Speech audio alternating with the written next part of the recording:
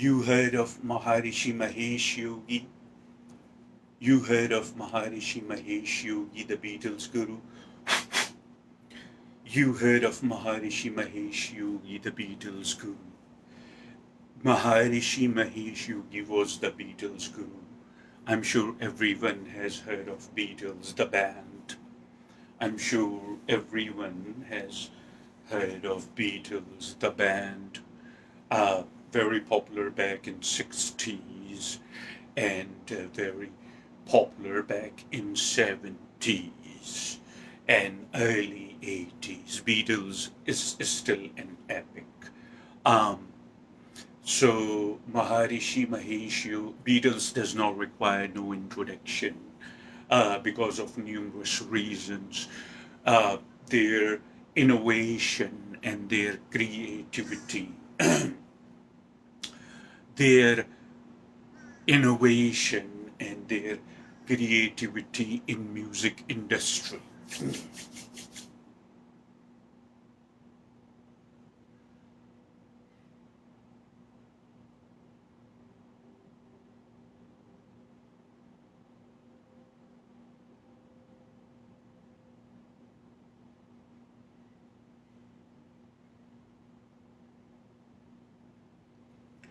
Their innovation and their creativity in music industry, the music they composed, the music they made, um, quite a bit of their songs were breakthrough when they were released throughout the globe. Everybody, as long as people understand a little or they have a little bit comprehension of English, you would know Beatles. Some of these icons, whether they were a music band or soul singers, uh, just like Michael Jackson, Beatles, Madonna, all these celebrities, they were they are an epic. Whether they are still around or not, their work would be much appreciated till the end of time, you see. In reality, when we look, there is no time. Anyway, we will move further. You see, this retreat, the message I'm trying to deliver from sacred, the message I'm trying to deliver from divine is important. Maharishi Mahesh Yogi, when I started this video 5, 6 minutes ago, I mentioned Maharishi Mahesh Yogi, the Beatles guru. He was of a man from India, a yogi and a meditator, a brilliant human being, such a human being. Um, his wisdom was brilliant. Not only his wisdom was brilliant, but he had transparency of things, just like a yogi and a sage does. That's what he was actually. An observer, excuse me, an observer of individual, an observer of the being, an observer of I am. That's what he was. And that's what many of us are. You know why? Because we have chosen to be that way. Life is an immense possibility. You can be just about anything if you choose. I see humans usually using them in reference of limitation, in reference of barriers. They say they mess something up accidentally, and instead of holding themselves accountable, they get argumentative and they say, I'm only a human. You see, being human is a limitless possibility, immense possibility. You see, the phenomena which is happening that you understand human is not really human. We have talked about that, but being is a limitless possibility. So that's what he was. He was the observer of the limitless possibility, Maharishi Mahesh Yogi. Maharishi Mahesh Yogi basically um, frequented, Maharishi Mahesh Yogi frequented his life to bring transparency and clarity in human perception. He devoted his life and he frequented restricted his visits to um, not only to Britain, but to America and to Canada and Australia, Western countries too, also. Because, of course, these are the lands which are because, of course, these are the lands which are much which require or they are much needed the wisdom. I'm not saying it with any arrogance, basically. These are the lands where the wisdom basically is much required because Western countries, in terms of evolution, as far as being independent, that's a beautiful thing, though. There is no criticism. That's a beautiful thing. Namaskar. Western countries, as far as innovation, inventions, basically making the commodities of luxury, inventing new things, evolving and developing in terms of inventions and commodities, a better lifestyle, I'm saying. They are very prominent and they are very independent and they are developed, and it's a beautiful thing. You see, it is. There is no criticism on it. However, the more we humans throughout the globe became closer, however, the more we humans throughout the globe became closer to the commodities of luxury. However, we humans throughout the globe became closer to the commodities of the gadgets and things which make our life easier, the farther we became from ourselves. If you understand, the farther we became from ourselves is just one thing, sadly. There is nothing wrong. You can still maintain both. You can use the commodities of luxury as long as you do not turn into one while you are using it. I give you the metaphor of the car. You don't turn into your car if you are driving. When you see here in America, we almost just about everybody, we all drive cars and we have cars here. So we don't turn into the cars if we are driving one. Now, again, Maharishi, we don't want to be too bent. You see the bend or deviation. So Maharishi Mahesh Yogi here somewhere in New York, actually back in years. Maharishi Mahesh Yogi was here somewhere back in years in New York, and he was answering questions um, in New York, and he was addressing to a press conference. You see, a journalist in that press conference, and he was asking some critical questions because some of the journalists were just almost were attacking him with numerous questions, and some of them were asking questions because of their own curiosity and to bring a good story to the newspaper. It's all about money anyway. So Maharishi Mahesh Yogi was answering question to the journalist. One of the journalists, she was um, a young lady and very nice and looked very clear in her perception. And she asked a question to Maharishi Mahesh Yogi that people believe that you have superpowers, you see. She said that people have witnessed and people believe that you have superpowers. And Maharishi Mahesh Yogi basically smiled and answered that everyone has superpowers. You see, he answered that everyone has superpowers. It's basically it's not that I have I have acquired some kind of superpowers by performing some type of rituals or performing yoga or meditation. The superpowers are always there in every individual. I have I have mentioned that to you that uh, sacred does not discriminate because the same I is in you is the same I is in me, the same I to everybody.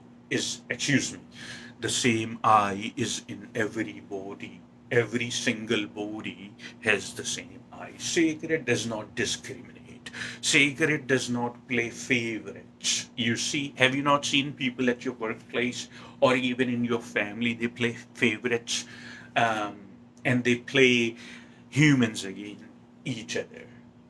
These people can be found anywhere in any race. It has nothing to do with these type of abstract things such as race, such as nationality, such as country of origin, or we cannot stereotype or generalize. Humans like that exist everywhere. They play favorite, they discriminate, and then um, these are all the diseases, these are all the sicknesses of human mind. It does not exist in heaven, it does not exist in sacred. Sacred gives you equally. So everyone, he answered that everyone has the superpowers. It's just a matter that who has tapped on it. You see, I give you an example to bring more clarity in your perception, that imagine you are in a room and the entire room is dark. You see what I'm saying to you?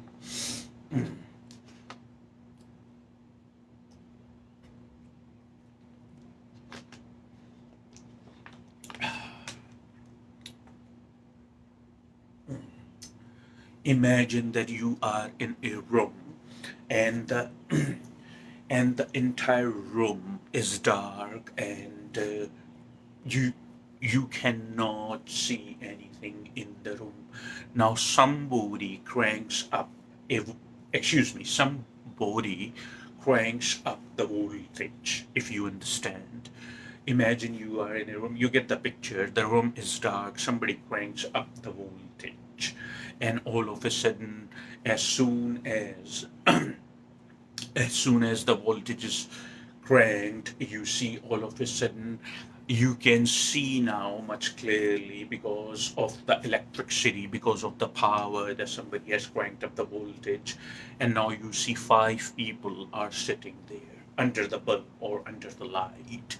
Now what happens basically, those five peoples, did they just appear as soon as appeared the light? I'm asking you the question. You see, those five people that are in your vision now, under the light, under the bulb, did those five people just appear out of nowhere?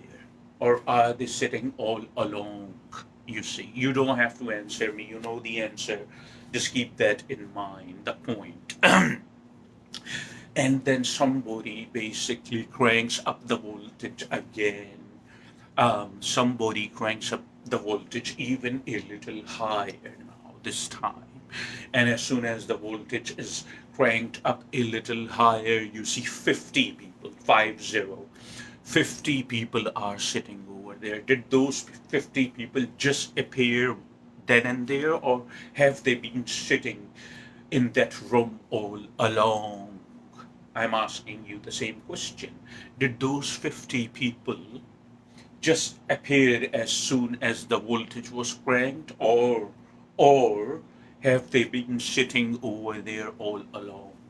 Now somebody cranks up more voltage and you see the whole hall. Now somebody cranks up the voltage more and you see the whole hall, the hall where they are sitting, the whole hall now is cranked up with light, and you see there are 1,000 people sitting now. Those 1,000 people over there did not, again I repeat, those 1,000 people over there again did not appear over there out of nowhere. They have been sitting all along. Why? What was the reason that you couldn't see them, or you didn't see them? Because there was darkness, isn't it?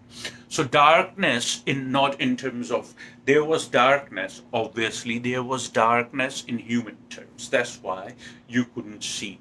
And when somebody cranked up the voltage, now the darkness is gone, and you can see all along that 1,000 people are sitting over there. Those 1,000 people have been sitting over there all along. You couldn't see because there was the darkness. Now, in this scenario, I would tell you, you also have that darkness of ignorance in you. Ignorance, you understand? You also have that darkness of ignorance in you. And all you have to do is to crank up the voltage. What is voltage? It's awareness. When the light of awareness within you shines, then you see much clearly. Now you understand why Maharishi Mahesh Yogi answered to that journalist that everybody has superpowers. It just depends that who taps on it. You see, so sometime um, people who are close to me personally, or every now and then they witness small miracles around when they are around me, and they ask me that how does that happen. So it happens only when you become more alert of yourself. It happens only when you become more um, aware of what's going on, when you don't become fascinated. If you are fascinated with three-dimensional reality, if you are fascinated with objects around you, if you are fascinated with humans around you, if you are fascinated by your own thoughts, if your chakras, if you are stuck in your chakra, which is money, which is sex, which is physical pleasures, addictions, different type of addictions, if you are totally and completely consumed and stuck in those chakras, then you cannot see it. You have to go beyond it. You have to make efforts in order to bring that change. It's not like that Jesus, Buddha, Muhammad, or whoever took me on the side and gave me some type of powers. It does not work like that. It only works like that in the fiction books, just as Bible or other books. These are all fiction books. It's only work like that where there are stories to give you a lollipop. But if you want to really evolve spiritually, if you understand what I'm saying, if you want to really evolve spiritually, and if you want to get to the bottom of the truth that what you are, and it's the same thing basically, that if you want to ever do that, you need to go beyond your thinking process. You see, you need to take a lot of measures in order to get there, but I can promise you it is very possible, and it happens to people. Not everybody it happens, because not everybody is looking for it. You see, even in religious circle, what they say, that God tells you, you take one step, I will take 10 steps towards you, and blah blah blah, etc. So it's a good example basically to make you understand. Once you understand yourself, you understand everything. Once you understand yourself, you understand God. Once you understand yourself, you understand Sakshi. You eh, understand Brahman. You understand just about everything. All you gotta do, you don't go around outside of yourself and try to understand what. That's not what I'm saying. I'm saying understand yourself basically, but do not go around and try to other people figure excuse me try to figure other people out, that how other people are working, who's saying what. If you are consumed and fascinated in all this, you cannot get there. You cannot evolve spiritually, no matter what you do.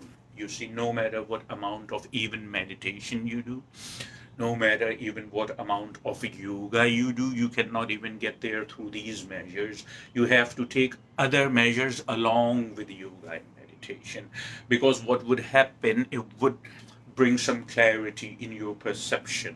If you just do what would happen, if you just do yoga and meditation, it would just bring some clarity in your perception. But if you do not take other measures, um, then it would dissipate. You would, if you would not, you are stuck. You would come back to zero. Have you seen a zero? Zero is round. You see, zero is round. You would come back to zero. It means that you are not making any type of progress. It means that you are not moving forward. What the term we use in finance, my major was finance. in associate's degree and all that. So back in Britain, when I was going to school, what the term, when we do the cash flow, uh, we basically cash flow, inflow and outflow. So your inflow basically is equal to outflow. You see, as soon as it comes, it goes. So you are on break even point. So you need to go further. You see, you need to make progress and all that. So understand that you have to take other measures to crank up your voltage. The more you crank up your voltage, the more shine the light of awareness, the the consciousness, it would shine on you. And the more it shines, basically, the more you would be able to see clearly. Then people would start witnessing miracles around you. Wherever you go, people would feel your energy. You understand what I'm saying? Lord Krishna, basically Shri Krishna, when he was in the vicinity, now pay attention to what I'm saying. Lord Krishna or Shri Krishna, when he was in the vicinity, people could feel his presence from miles. You understand? I'm not joking. Lord Krishna or Shri Krishna, when he was in the vicinity, feel people could feel his presence from miles. When Lord Buddha was in the vicinity, people could feel his presence till 2 or 3 miles. You see, 2 or 3 miles is quite a bit of distance. People could feel his presence 2 3 miles away. 2 3 miles away, basically, people could feel that Buddha now is is somewhere. You see, even though they couldn't see his physical body, even though they couldn't hear basically the sound of his voice, they could still feel the Buddha Gautama, the enlightened, is in the surroundings, you see. So this is what happens once you crank up the voltage and shine the awareness. So the darkness of ignorance, you see, there are two type of darkness, by the way. One is the darkness of ignorance, and one is the darkness which is our fundamental state. So that darkness, basically, which is our fundamental state, we have nothing to be scared of because it's within. It's our fundamental state. It's totally silent, you see. That's why. It's silent. It's silent witness. It's the Sakshi also. But in its very purest form, it has no smell, taste, touch. It cannot be destroyed. It's just essence and its darkness. That's our fundamental state. So there is nothing to be scared of. The second darkness is the darkness of ignorance. When you think this is it, this three-dimensional reality, it is. In Sanskrit, in Hindi, we use the term Maya, which means illusion. What you are experiencing right now is an illusion. You are dreaming your life right now. I can guarantee you that. Because I live both sides. I do not live only in this three-dimensional reality. I'm very firm and very potent on the other side too, in the same time, while I still remain in the body. So this is what happens when you shine the light of awareness. You see, I use the metaphor of numerous rubber bands. When you bring numerous rubber bands and wrap them on each other, so what happens? Numerous rubber bands form a rubber band ball. So that rubber band ball, the rubber bands are overlapping with each other, and the rubber bands are wrapped around each other. See, what happens is you are fascinated by your thoughts. Those thoughts are just like those rubber bands. So the more fascinated you are with the thoughts, the more overlap the thoughts would be. And if you are perceiving the mind of humanity, which is one mind, just like that rubber band ball, if you are perceiving the mind of humanity, which is one mind, just like that rubber band ball, then you can never be able to see clearly, because you would just keep perceiving the thoughts after thoughts after thought, and you would surrender to it, and you would become a victim of your mind, and you would fall down on your knees, and you would totally surrender to the mind of humanity. You need to create a distance through Kriya Yoga, through Raja Yoga, through Karma Yoga. You need to take the right measures. You need to stop investing your attention into lies and judgments, and figuring people out, and trying to influence people. Other day somebody was buying a book. Um, I mean, no criticism. It's your life. No criticism. It's your life. You want to do what you want to do with it. It's your liberty. But I show you the way, and I tell you, I show you the way, and I tell you, if it is working for me, it might very well be working for you. Just give it a try. So somebody other day I saw this poor man. He was buying a book somewhere, and I kind of glanced on the title of the book, and it said, "How to Influence People." I mean, if somebody is going to write a book basically about it, that how to influence it people, and somebody on the top of that, somebody is over there to give into it. You see where we are going? That somebody is literally making money, tons of money.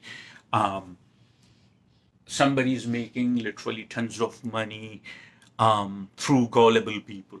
These poor gullible people, my heart goes out to them. I'm not saying it with any judgment, but it's kind of funny in the same time that you are buying a book like that. I mean, somebody would give you a secret that the person who is truly capable of influencing others do not write these type of books. You see, usually they tell you, hey, just find out what you are. Once you find out what you are, influence comes with it. It's a perk.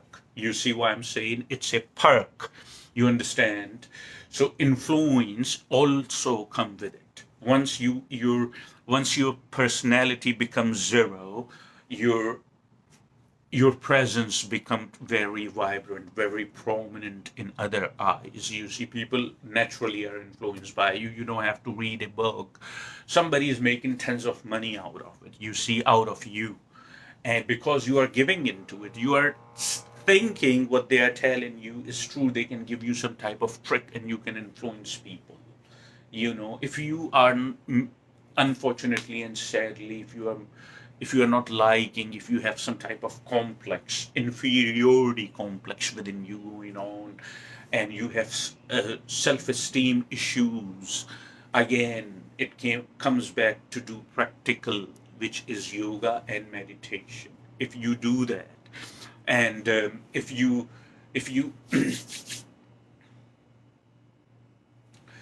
you do that, and if you take the right measures along with that, if you do it, and if you take the right measures along with that, then all your problems would be solved naturally. You wouldn't have to do anything. Everything would fall together in your favor. You wouldn't have no self-esteem issues. You wouldn't have no fear. You wouldn't have no anxiety, concern. You would trust yourself much. Once you learn to trust yourself much, that's it. You see, once you learn basically to trust yourself, you your life becomes easier, because now you trust yourself, not your thoughts. Remember the rubber band ball, the mind of all humanity? So trust yourself. Do these things. Ponder what I told you today. It's important. And of course, with that, perform practical. Perform Kriya meditation, Raja Yoga, Karma Yoga, acts of kindness. Do the right things. You see?